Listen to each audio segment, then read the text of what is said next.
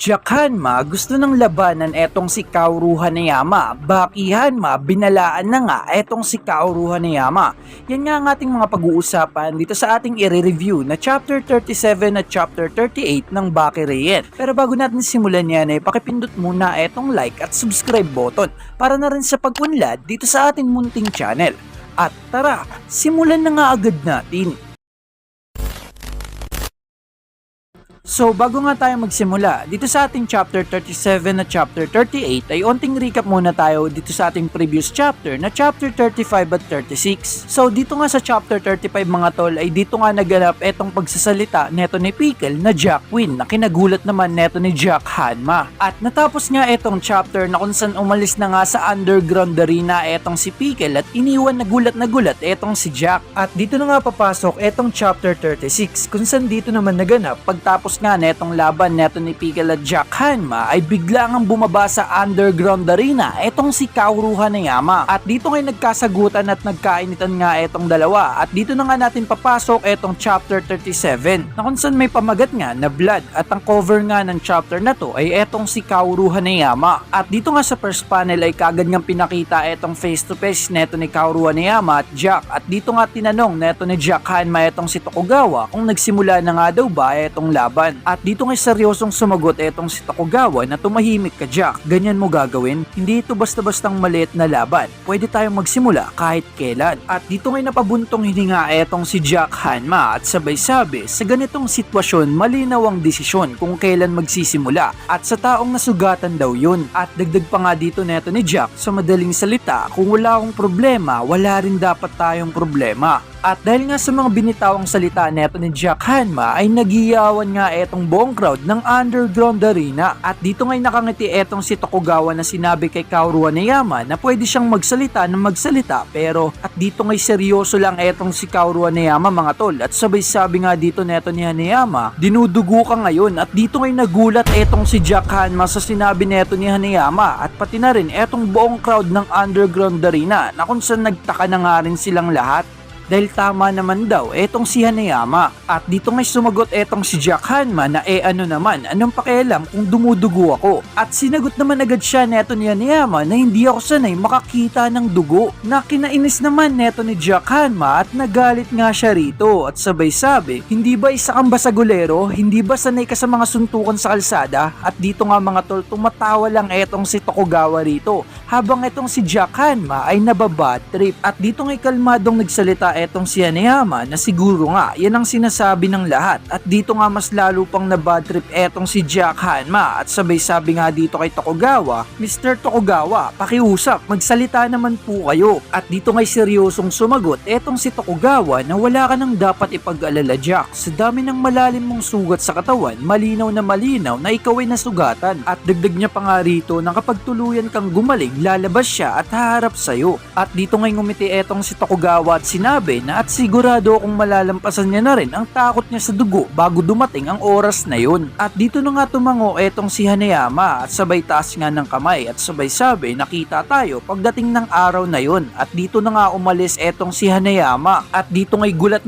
na naman etong si Jack Hanma. At dito nga'y nagiyawan ng mga taong manonood. Ngunit hindi na para kay Jack kundi para kay Hanayama na kung saan nagpakita nga daw ng maturity. At dito ngay napansin ito neto ni Jack Hanma at sabay sabi niya nga dito kay Tokugawa, bakit parang ang lahat ay nag-aalala? At dito ngay tumawa na lang etong si Tokugawa at dito ngay biglang sumigaw etong commentator na kung saan kilala nga daw nila etong si Kaoru Hanayama bilang isang mabait na tao. At dagdag pa nga neto na napaka-mature nga daw ng naging tugon niya sa hamon ng isang sugatang lalaki. Kalmado nga lang daw tumalikod at umalis etong si Hanayama na kung saan nagiyawan palalo etong buong crowd ng underground arena. At habang naglalakad na nga sa hallway etong si Hanayama ay nakasalubong niya nga rito ang isang tao at sabay sabi niya nga rito na yo. At ito pala'y walang iba kundi etong si Baki. At sabay sabi nga dito neto ni Baki, Kaoru Hanayama laban kay Jack Hanma. Ang kapatid ko na walang pakialam kung paano siya lumaban ay harap sa isang lalaki na obsessed naman sa sarili niyang paraan ng pakikipaglaban. At dagdag pa nga ni Baki na isa nga daw itong sagupaan ng magkaibang estilo, isang labanan sa pagitan ng dalawang magkaibang pamamaraan. At sinabi pa nga ni Baki na hindi ito basta maliit na laban. Hanayama, hindi ka pwedeng matalo dahil isa itong banal na digmaan. At dun nga nagtapos ang chapter 37 at tumungo na nga tayo sa karugtong na chapter 38 na may pamagat nga na From the Same Cloth. At ang cover nga ng chapter na to ay etong si Jack Hanma. At dito nga sa first panel ay kinuntinyo nga etong pag-uusap neto ni Baki at neto ni Hanayama. At dito na nga nagsalita etong si Hanayama. Ang kapatid mo na walang pakialam sa paraan ng kanyang pakikipaglaban at si Hanayama na sobra namang obsessed naman dito. Ganun ba ang mga sinabi mo? At biglang sinabi dito neto ni Hanayama na mali yun. At kinagulat nga yun neto ni Baki. At sabay-sabi nga dito ni Kaoru Hanayama na ang ibig sabihin nga raw doon neto ni Jack Hanma ay wala akong pakialam kung paano ito gagawin. Pero Baki, hindi ba ibig sabihin yan ay wala siyang pakialam? At tumawa nga dito itong si Baki at sabay-sabi na siguradong ganun nga. At sabay-sabi na ang totoo, ito isang laban sa pagitan ng dalawang magkaibang paninindigan. At dito nga mga tolay na stan etong si Hanayama. At sumagot naman si Kaoru Hanayama na hindi pa rin ako sigurado. At dito na nga lumipat ang scene mga tol sa bahay neto ni Tokugawa kung saan dito nga nagpapakain ng isda etong si Korea at etong si Tokugawa. At sinabi nga dito neto ni Korea talagang hindi pwede maliitin ang kumagat ng ganun no. At sabay sagot naman dito neto ni Tokugawa na wala ka bang magagawa. Sabay sumagot nga dito etong si Korea na ang ibig kong sabihin hindi ba parang ang corny lang. At sumagot nga dito etong si Tokugawa na hindi ka talaga mapipigil magsalita no? At sumagot naman dito itong si Korea na ang pagkagat ang pinakaunang sandata ng tao. At isa nga rin itong hindi ka panipaniwalang malakas na sandata dahil kapag nangyari nga ang isang suntukan kahit walang nagturo sa isang bata ay maaaring gumanti nga ito sa pamamagitan ng pagkagat. At dagdag niya pa nga rito na ang isang kagat nga daw ay kayang magpahiyaw ng isang matandang lalaki at talagang walang ibang sandata ang katulad nito. Ang tanging problema lang neto ay nakakaya itong gamitin. Pero ang pagdaig nga doon sa kayang yun ay hindi rin madaling gawin. At sumagot nga dito itong si Tokugawa na kung abala ka sa pag-aalala sa itsura mo ng ganyan, mabilis kang mapapahamak. At dagdag pa nga ni Tokugawa na kumagat, kinagat, ang buong bagay na to ay talagang nakakakilabot. At dito ngay nagtanong itong si Tokugawa, kung ikaw ang tatanungin, sino ang pipiliin mo sa kanilang dalawa? Eto bang si Jack o etong si Hanayama? At dito ngay seryosong sumagot etong si Korea na ang dalawang mandirigma na magkasalungat ang paniniwala. Pero kung tutuusin lang sa paraan ng kanilang pag-iisip at ang kanilang paninindigan ay magkatulad sila. At dito ngay umagri etong si Tokugawa at sabay dagdag niya nga rito na talagang maraming pagkakapareho ang dalawang yun.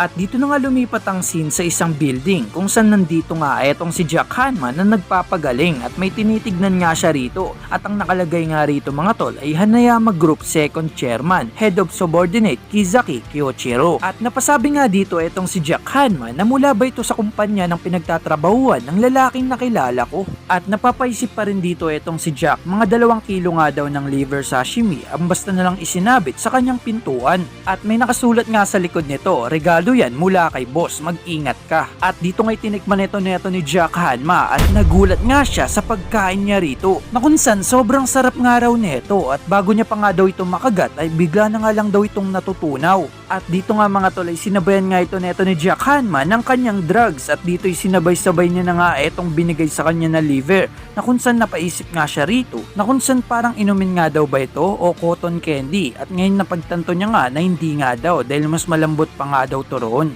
At dagdag niya pa nga rito na ito nga daw ang unang pagkakataon niya na nakaranas siya ng ganitong pagkain na hindi niya man lang daw kinailangan gamitin ang kanyang ngipin para makakain. So doon na nga nagtatapos etong chapter 38 natin ng Bakereien. Sa chapter 37 nga mga tol ay pinakita sa atin etong pagiging matured nga o pagtanggi nga neto ni Kaoru Hanayama dahil sugatan nga etong si Jack Hanma. Samantalang dito naman sa chapter 38 ay pinakita sa atin etong pag-aantay nga ni Kaoru Hanayama sa paggaling neto ni Jack Hanma. At sana ngay nagustuhan nyo etong ating review natin sa chapter 37 at chapter 38 at maabangan nyo nga etong laban ni Kaoru Hanayama at neto ni Jack. At syempre bago tayo magtapos ay shoutout muna sa kanila.